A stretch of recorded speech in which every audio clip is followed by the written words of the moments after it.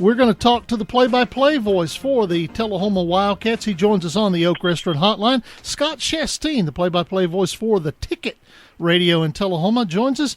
Exciting night tonight, Scott, huh? Oh, I tell you what, Dennis, it was a great game. It was not a pretty game, but it was a great coffee pot game. Ended up being a full house, so that's good for Coffee County and their gate. The Red Raiders gave the Wildcats everything they could stand. Coffee County led the game 9-6 in the fourth quarter, and Tullahoma pulled sort of a trick play out of the bag, a double reverse. Jake Crabtree throws a 31-yard pass to Aaron Gray, and then Cole Potter connects with Riley Darden for a 7-yard touchdown. With a couple of minutes to go, Tullahoma pulls out the 12-9 win. We talked privately, I think, off the air, Pito and I, before the game, and our concern was that Coffee County would have to play a perfect game to get the win against Tullahoma, and really it appeared that the turnover down inside the deep in the Tullahoma territory could have spelled the difference in the game tonight, right? Oh yeah, I think that was the difference. I think most everyone in the stadium thought Coffee County was fixing to go in and score. And the Red Raiders had a couple of turnovers tonight, and like you say, they were really, really costly. Just can't give Coach Lee Davis and his staff and his team enough credit, though. They fought so hard and almost got there. Almost doesn't really count, though, except in horseshoes and atom bombs, I understand. But still, another win. Another win for John Olive against Coffee County. Now, there's a rumor that I'm going to start here in just about 5 seconds that John Olive wants to call Coffee County State Farm because it's like an insurance policy. Is that rumor? Is there any truth to that rumor? Well, Coach Olive is 18-3 against the Red Raiders in his 21 seasons at Tullahoma, so he's definitely been extremely successful, and as you know, as long as you beat Coffee County at Tullahoma, you're loved by the community, and so he's getting that done. But, you know, this sets the Wildcats up, Dennis, with Columbia losing. Cherokee won. There were 4 teams we had earmarked that needed to lose for Tullahoma to for sure get in the playoffs. Hillsborough, Cherokee, Columbia, and I don't know, there was one more. It slips me right now, but it's good. Tullahoma's going to be right on the edge. I think the Wildcats are going to sneak in there and probably go to Shelbyville in the opening round. Well, at least you know it's a team that you've had success against this year, right?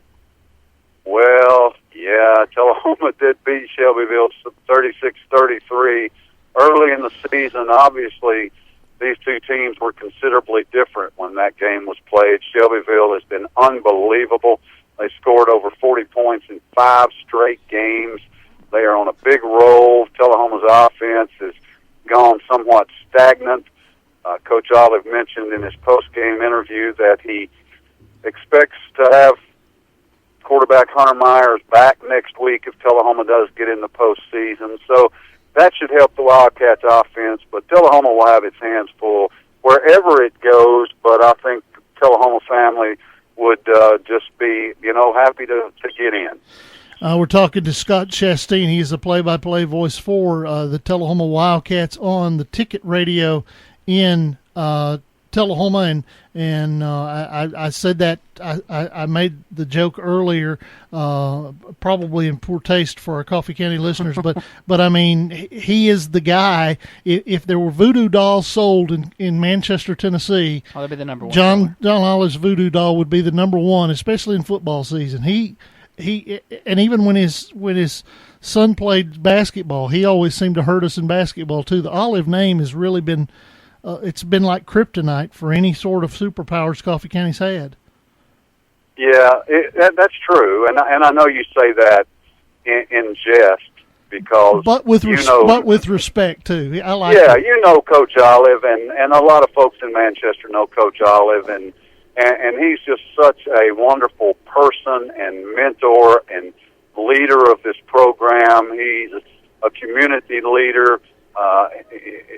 John Olive is the top of the the human totem pole as far as I'm concerned. And yeah, the rivalry wise, he's had a lot of success against Coffee County, but it's a little bit like the Tennessee-Alabama series in that you want to win the game, but you're all neighbors in the end, and you'll laugh about it next week. Well, and that's the way it should be. The only thing that really makes him a better person, or could make him a better person, is if he coached at Coffee County. Well, I suspect if the offer was big enough, anything would be considered. That's not true. I think that I think that it would have to be seven figures. I would think that he would want to move away that close. But it's something to think about. So we'll try to get a seven figure offer put together one of these days. Next time we have an opening, and we'll give him a call. Well, John Olive was a college assistant coach at Samford University in Birmingham, and he and his wife, Cherie, sit down and made the decision that he wanted to lead a high school program. So he set out searching for a small community that had great support, that had good tradition, where he could settle in and raise his family. And he came to Tullahoma in 1993. He took over a 1-9 team. That first year, 7-3, they went, made the playoffs, and he's had a great run here, and I don't see it ending anytime soon. All right. Scott, we appreciate it. As always, talk about your show in the morning. The Saturday Ticket will be live from Russell Barnett Kia, which is on South Anderson Street in Tullahoma, from 8 to 10 tomorrow. We'll spend the first hour talking high school football. We'll talk to some, we've got some announcers that probably won't get up and join us from Lawrence County and Columbia, so I'm not sure how that's going to work out. But, Dennis, we certainly hope to hook up with you and take a look at this playoff scenario and kind of try to guess where things work out. You can hear it on AM 740, 105.1 FM, the ticketradio.com, the TuneIn Radio smartphone app, and in Tullahoma on YTube Channel 11. Hey, Scott, before I let you go, I've just received a text. Tullahoma band was playing. They were invited to play on the field after the game, and it looks like somebody inadvertently, I hope it's inadvertently, turned the lights off while they were playing. Please share my sympathies with the Tullahoma fans. I'm embarrassed that happened here, and Danny was talking to us about it in the before the pregame show that he had heard about the invitation that was given to the Tullahoma band. So please let him know that. Please let anybody that you hear of know that at least this alumnus and citizen of Manchester is appalled at that. I'll do it, Dennis. Thank you, sir. Thank you. All right. You got to be kidding me. That's really not what a rivalry is it? No. Turning the lights off on the band. Yeah. On the band. All right.